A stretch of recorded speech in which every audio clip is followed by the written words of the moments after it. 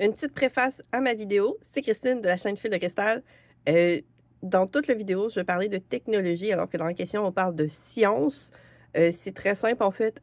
Généralement, les gens interprètent le terme science comme justement des technologies, alors que science, c'est un terme qui veut dire ensemble de connaissances. Les gens vont parler de sciences comme justement les sciences pures, alors qu'il y a aussi les sciences sociales, les sciences humaines qui existent. Comme moi, j'ai la perception de science comme justement plus large, comme ensemble de connaissances. J'ai préféré dire technologie dans toute mon vidéo parce que c'est comme ça que j'ai interprété la question. Mais ça revient au même, donc si vous remplacez technologie par science, la science, les sciences, c'est pas juste genre mathématiques, physique, chimie. Euh, c'est vraiment plus large que ça, de la science. C'est vraiment, si vous cherchez de toute façon la définition dans le dictionnaire, ça va vous dire ensemble de connaissances et de savoir sur un sujet donné. Donc voilà, c'est juste un petit aparté sur le début vidéo. Bon visionnage! Salut, c'est Christine de la chaîne Fil de Cristal avec le soleil en plein visage. Euh, j'ai un nouveau téléphone, j'espère que ça va quand même bien filmer. Donc c'est un test là-dessus, j'espère qu'on m'entend bien et j'espère qu'on me voit bien. Ce qui devrait être moins pire, mais que j'aurais plus le soleil en plein visage. Donc aujourd'hui, on répond à la question numéro 32. Et là, oh mon Dieu que cette question m'a fait vivre des émotions intenses. Je vais ressortir l'historienne en moi. Donc, pour ceux qui ne savent pas, j'ai un baccalauréat en histoire. J'ai étudié la période de l'Antiquité romaine à la Renaissance. Je me suis spécialisée beaucoup sur la vie de tous les jours, mais j'ai pas poursuivi plus loin pour différentes raisons, mais c'est ça. Fait que j'ai quand même plusieurs connaissances générales sur la période médiévale historique. À ne pas confondre avec le médiéval fantastique. Parce que souvent, dans le fantastique, il y a très peu de médiéval dedans. Ça, c'est quelque chose que je dois déjà... J'aime beaucoup les univers médiévaux fantastiques. Puis je sais que je dois faire la part des choses de ce qu'il y a là-dedans et pas l'historique. Et là, je veux un peu, genre... Parce que je m'attends à ce qu'il y ait des gens qui fassent des réponses du genre « Non, mais il n'y avait pas de technologie à la période médiévale, donc... Ouais, c'est la magie, elle remplace la technologie qui était absente. » C'est de la bullshit! OK? L'époque médiévale est remplie de technologie. Il y a énormément de choses qui ont été créées pendant la période médiévale qui existent encore aujourd'hui, sont encore d'actualité. La raison pour laquelle on pense que la période médiévale est l'âge noir et c'est une période barbare, sans technologie, blablabla, OK? C'est une idée préconçue de la Renaissance. La période médiévale a duré 1000 ans, OK? 1000 ans, si tu prends, mettons, on est en 2024, remonte en 1924, puis check tout ce qui s'est passé entre 1924 et aujourd'hui. OK? Juste là, on a déjà une deuxième guerre mondiale, on a une guerre de Corée, on a la guerre de Vietnam, on a, ça c'est juste côté guerre, il y a des empires qui se sont éteints, il y a des pays qui se sont créés, il y a des civilisations qui ont changé. Il y a des espèces animales qui se sont créées, il y a des espèces animales qui se sont éteintes. Même chose de côté insectes, poissons, etc. On a fait des découvertes monstrueuses. On est allé sur la Lune, on est allé dans l'espace. Il y a eu des attentats, il y a eu des catastrophes naturelles, nucléaires. OK? Ça, c'est dans 1000 ans. Pensez que de l'an à peu près, on va arrondir parce que c'est plus ou moins clair, mais mettons du 5e siècle, donc 400 de notre ère, jusqu'à peu près 1400, que ça a été exactement pareil. Non. Déjà, on a subi la chute de l'Empire romain. Ça s'est pas fait genre du jour au lendemain, on change. Juste quand on fait les élections, OK? Les élections ont lieu. Aux États-Unis, on va prendre l'exemple parce que ça, c'est hyper récent. Aux États-Unis, les élections ont eu lieu. Le parti de Donald Trump est déclaré président. Il n'est pas président encore. En février, il va être président. On s'entend, là, on a quelques mois, là, de novembre à février. Joe Biden, en ce moment, est encore physiquement, officiellement président des États-Unis jusqu'à la passation de pouvoir en février. C'est la même chose quand il y a des... Quand la reine d'Angleterre, Élisabeth II, est décédée, officiellement, son fils, Charles, est devenu Charles III, mais ça n'a pas été officialisé encore dans... Tu sais, c'est officieusement, il est devenu roi, mais officiellement, dans les papiers, la cérémonie n'a pas eu lieu. Il y a comme un moment de battement. Pourquoi est-ce que tout s'effondre pas? Parce que il y a quand même des choses qui sont mises en place. Bon, on s'entend, ils ont aussi un gouvernement avec un premier ministre et tout, et la royauté, ben là, j'embarquerai pas tout comment ça fonctionne, là, mais c'est juste une partie de gouvernance de l'Angleterre. Donc, quand l'Empire romain s'est effondré à Rome, peux-tu vous dire que la moitié des gens, même plus que la moitié des gens, la majorité des gens en campagne, tout ça, ils n'ont pas arrêté de s'occuper de leur ferme, ils n'ont pas arrêté, c'est pas genre arrivé du jour au lendemain, « Hey, salut, il n'y a plus d'empereur romain, il n'y a plus de soldats romains qui viennent te protéger. Moi, je suis un chevalier, puis je deviens t'es maintenant mon vassal, je te protège, puis maintenant t'es un roi. The end. Non. Oh non. Ça s'est fait sur plusieurs décennies. Et même sur plusieurs siècles, dépendamment des régions. Donc ça s'est morcelé tranquillement, pas vite.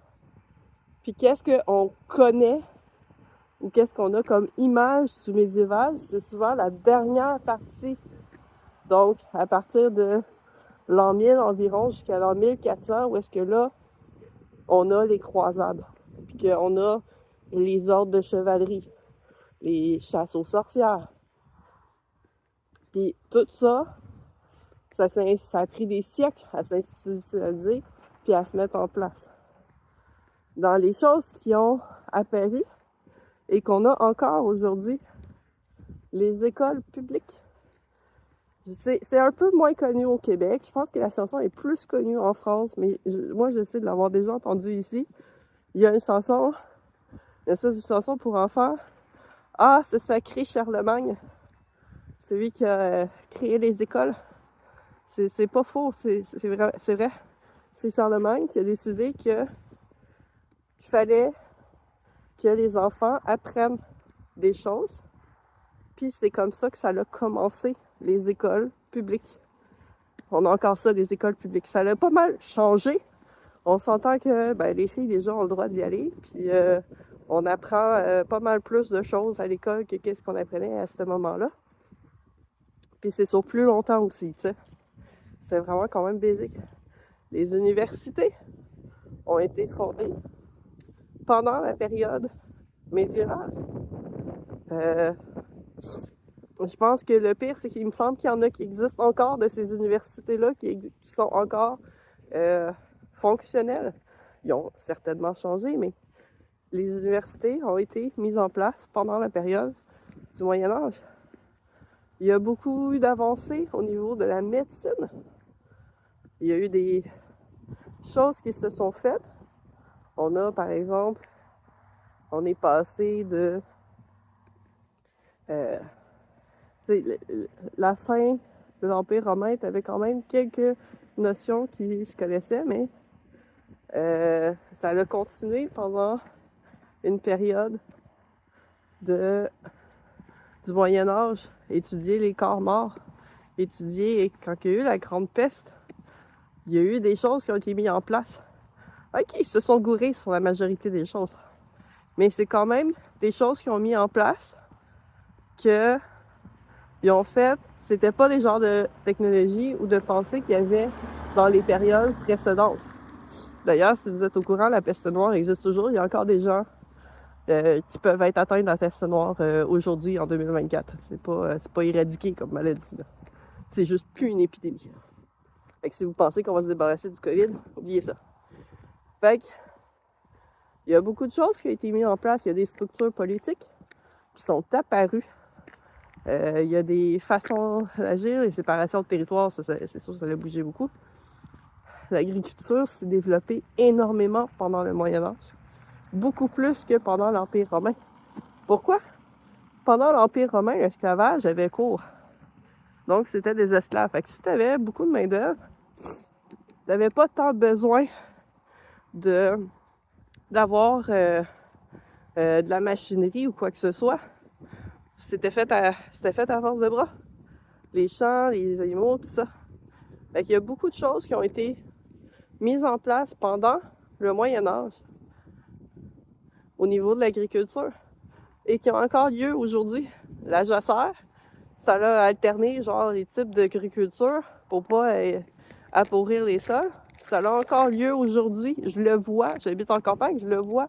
Des terrains qui se font alterner de céréales puis qui sont mis en repos pendant 1 an parce que faut laisser la terre prendre ses vitamines. Ça a encore lieu. Et ça, c'est pendant le Moyen-Âge. Donc, de dire que le Moyen-Âge, il y a zéro technologie, que c'est un âge sombre, puis tout ça, c'est de la bullshit, c'est de la propagande qui subsiste du début de l'ère moderne, de la Renaissance, qui ont décidé qu'ils se sentaient supérieurs parce qu'ils ont redécouvert comment ça fonctionnait pendant l'Empire romain. L'Empire romain, oui, c'était vraiment grandiose. Oui, il y avait des systèmes d'aqueducs qui ont été abandonnés au fur et à mesure pendant le Moyen Âge. Pourquoi? Parce qu'il n'y avait justement plus le principe d'esclave. Il n'y avait plus ce principe d'armée immense pour mettre en place et s'occuper des routes et s'occuper des infrastructures qui étaient énormes comme demande d'énergie, de main-d'œuvre. Il n'y avait plus ça. Comme tout était marcelé, ben chaque terrain, t'avais juste des parties d'aqueduc. Fait qu'au fur et à mesure que ça brisait, ben c'était pas réparé. Est-ce que les gens se lavaient pas au Moyen-Âge? Les gens se lavaient au Moyen-Âge. Puis ils lavaient leur linge. Puis c'est de la bullshit de penser, genre, qu'ils se parfumaient pour cacher les odeurs. Parce que ça, c'est à la Renaissance. Tu sais, ça, vous voyez avec les grosses perruques, les grosses robes, puis tout ça. C'est là que ça a été développé, les poudres et les parfums, pour cacher les odeurs, parce qu'on pensait que se laver, ça faisait genre... Fait qu'ils disaient que le Moyen-Âge, c'était des barbares parce qu'eux se lavaient. Fait que c'est toute une question de perception. Fait que oui, c'est sûr que si on compare que, ah ben oui, ils n'ont pas de téléphone, puis ils n'ont pas d'ordinateur, puis ils n'ont pas Internet, ça fait pas de toi un barbare, puis ça fait pas de toi une personne qui n'a pas de technologie.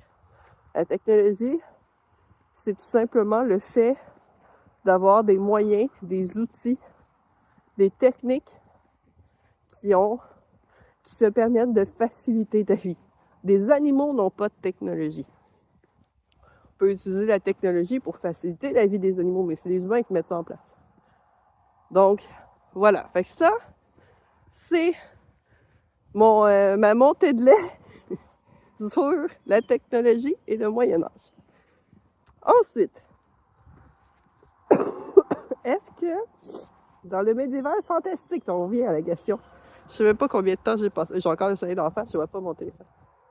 Est-ce que dans un univers médiéval fantastique, la technologie est importante, considérant que on a la magie qui est présente pour remplacer des choses?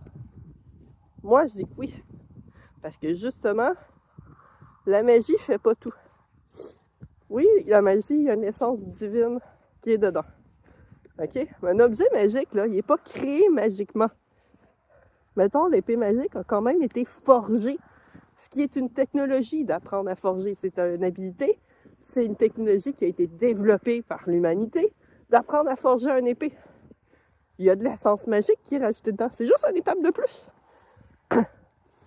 Si c'est un amulette, même chose. Ça peut être quelqu'un qui fabrique des gemmes ou quoi que ce soit. C'est sûr que si c'est une gemme qui, de base, dans la nature, est magique, il faut quand même que tu saches l'extraire. T'as pas un sport que tu lances sur ta roche, puis la gemme, elle t'apparaît dans ta main. Je pense pas que c'est de même que ça soit pensé ou prévu, tu sais.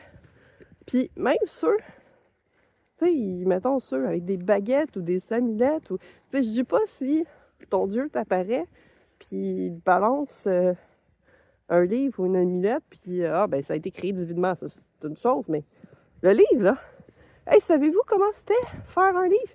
Technologie aussi qui est apparue pendant le Moyen-Âge, parce qu'on s'entend, pendant l'Antiquité, les Romains, il n'y avait pas ça, des livres. Hein? On cherchait des technologies. L'apparition des livres reliés. OK, t'as tes feuilles, il faut que t'effaces tes feuilles. Les feuilles, là, ça apparaît pas même dans la nature, là. Juste tanné, parce qu'on s'entend, c'était fait avec du cuir, là. Je m'excuse pour ceux qui sont véganes qui m'écoutent, mais c'est quand même ça. Fait que t'avais l'animal utilisé pour la nourriture. Il n'y a rien qui est perdu là-dedans, là. Les os peuvent servir, que ce soit pour faire des bijoux, que ce soit pour faire des aiguilles, que ce soit pour faire whatever, qu'est-ce que tu as de besoin. Tout ce qui est viande, muscles, tendons, ça sert en cuisine. La peau, elle sert. Tu tannes la peau, ça va servir pour des vêtements, mais ça a commencé à servir aussi, parce que la population était de plus en plus grande. Ça sert à recouvrir les livres. Fait que ça servait à faire la couverture. T'as du carton avec... Ben, pas du carton, mais t'as du papier qui était fait. Certains papiers étaient faits aussi à partir de cuir. Il y a d'autres papiers, tranquillement, pas vite, qui ont trouvé différentes façons à force de fibres aussi. Il y avait certaines fibres qui existaient. Au début, ça a été de relier des fibres qui existaient comme les papyrus qui venaient d'Égypte, quand il y en avait. Mais tu sais, on s'entend, les Romains, ils étaient sur les tablettes d'argile pour la majorité. Il y avait du papyrus, puis il y avait des parchemins. Fait que le parchemin aussi a commencé à se développer beaucoup plus. Mais là, tu veux pas le rouler, tu veux qu'il soit dans un livre. Tu as tout le développement des encres, des enlumineurs. Tu sais, on s'entend, l'histoire est riche de technologie. Fait que c'est sûr que même si tu rajoutes la magie, est-ce que ça va modifier les technologies? Probablement que ça va faciliter les technologies. Est-ce que ça va les remplacer? Non. Ça ne peut pas remplacer. Puis même dans des univers comme par exemple, je pense à l'univers très riche de Harry Potter, Ollivander qui fabrique des baguettes magiques. La baguette n'est pas magique tout seul. Il va prendre du bois, il va prendre des plumes de phénix, il y a des cœurs de dragon, des différentes affaires dedans. Je pense que c'est ça, il va les travailler, il va les forger, il va s'inspirer. C'est très artistique qu'est-ce qu'il fait, parce que de ce que je comprends, il n'y a pas deux baguettes pareilles. Fait que c'est très, très, très artistique comme un artiste. Peut-être qu'il utilise un peu de magie pour s'aider, mais il va quand même mixer les choses ensemble, il va travailler le bois. C'est de la technologie aussi. De mémoire, l'argent ne peut pas être créé. C'est les gobelins qui forgent l'argent. C'est une technologie de forger de l'argent. C'est une technologie. Il y en a partout, là. On peut pas se... Les gens pensent technologie automatiquement, truc informatique. Hey, si c'était ça, on serait vraiment dans marde. La technologie, ça a pris des technologies avant de se rendre à l'informatique puis de se rendre à des ordinateurs. Il y a beaucoup, beaucoup de choses. Parce que si tu remontes à un ordinateur, c'est quoi? C'est des mathématiques. Tu remontes à l'Antiquité. Tu remontes à Pythagore avec son triangle, là, que le monde ne savent pas trop qu'est-ce que ça fait là, dans la vie, mais oui, ça sert à de quoi. Puis tu remontes encore plus loin que ça. Fait que hein, ta technologie d'ordinateur, c'est une arborescence immense. Puis tu sais, si on savait pas comment forger du métal, ben il n'y en aurait pas de résistance dans ton petit ordinateur, puis des diodes, puis des choses comme ça. Parce que c'est du métal. L'être humain a appris à travailler le métal avec la forge. Fait que tu sais,